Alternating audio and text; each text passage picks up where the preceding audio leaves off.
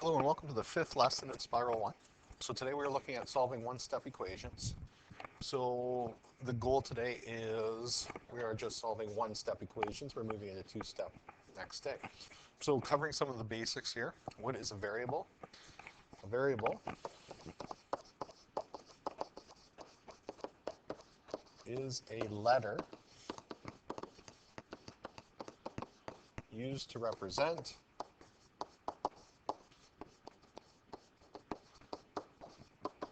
an unknown number. All right, so when we put, for example, 3x, that x is unknown. We don't know what the number is. It could be anything or it could be a specific value. All right, what's an expression? It is a collection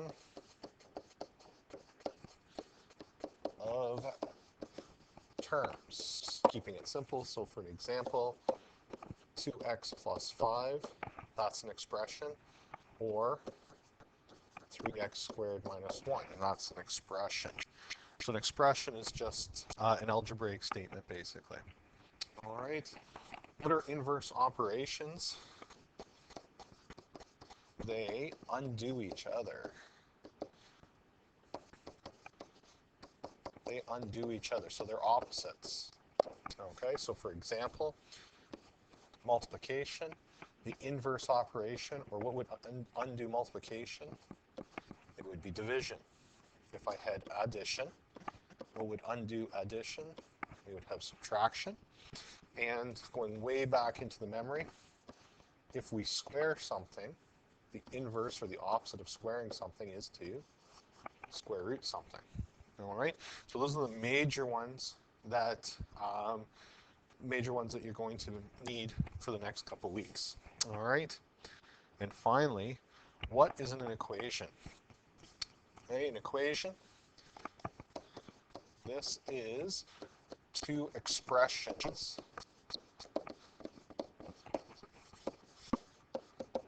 set equal to each other.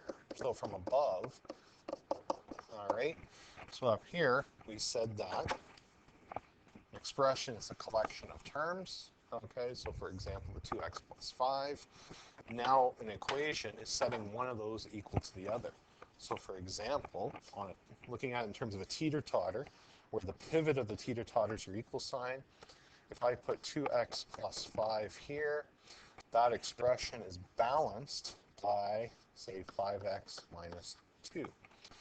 So they are equal to each other. That means that they balance the teeter-totter accordingly. All right, and we're going to use that teeter-totter analogy a little bit more moving on. All right, so an equation are two expressions that have been set equal to each other, and they balance each other on the teeter-totter. So let's try solving an equation with a visual aid. All right, so we're looking at one-step equations. All right, so if I put 5x on this side of the teeter-totter, then let's put 10 on this side of the teeter-totter. So those are balanced. So the question becomes, what is x? What makes this teeter-totter balanced? Now, there'll be some of you that right away will say, oh, I know the answer without following the process. But the thing to remember is it gets more complicated.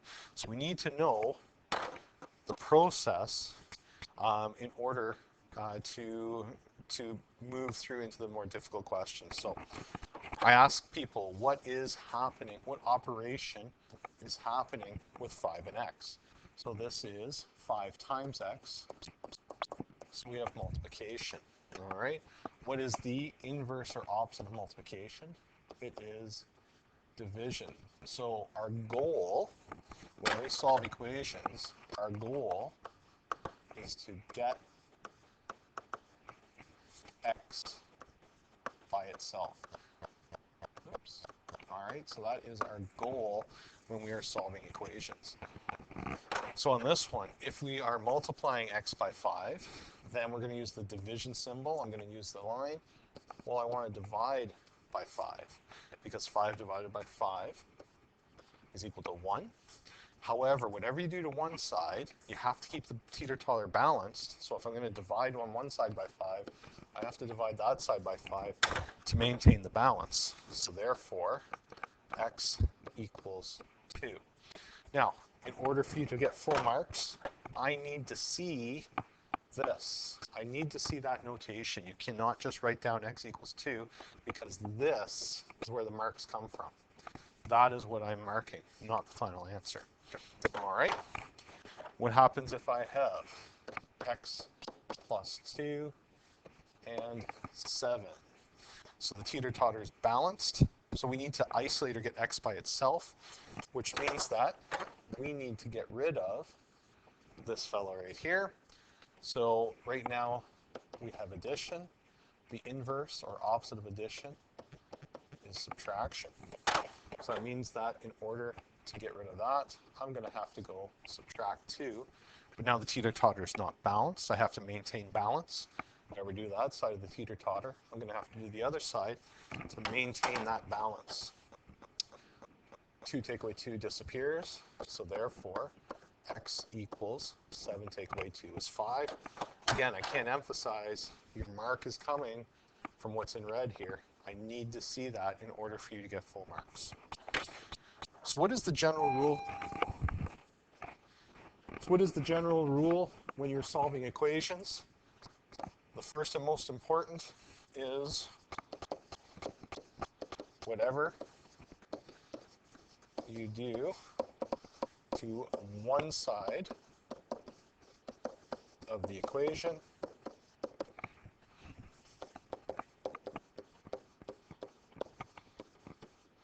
you must do the same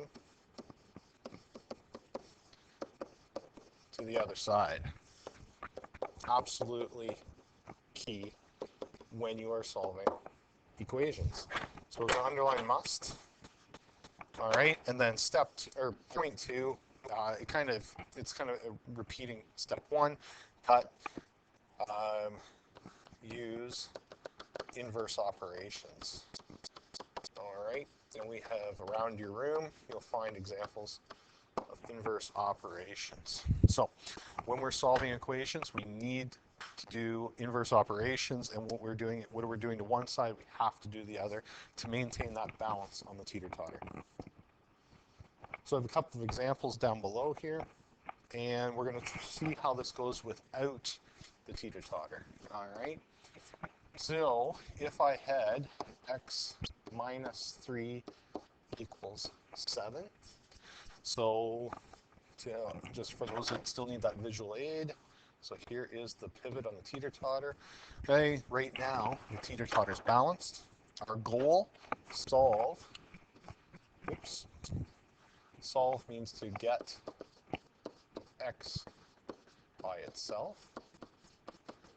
All right, so what's happening to the x?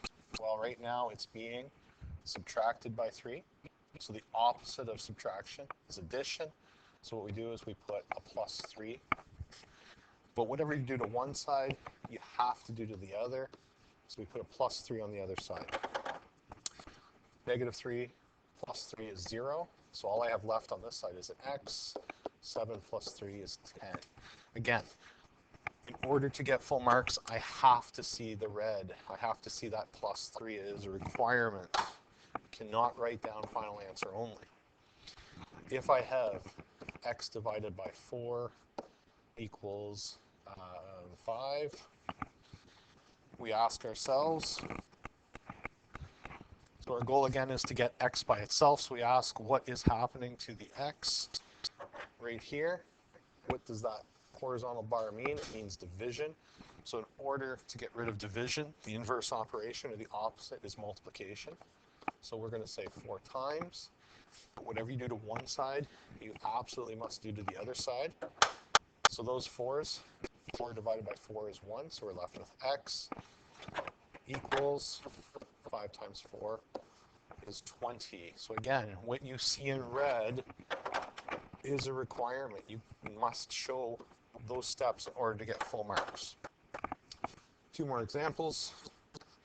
What happens if we have 5 plus x equals 3. So again, the goal is to isolate or get x by itself. So I have this 5 that I need to get rid of.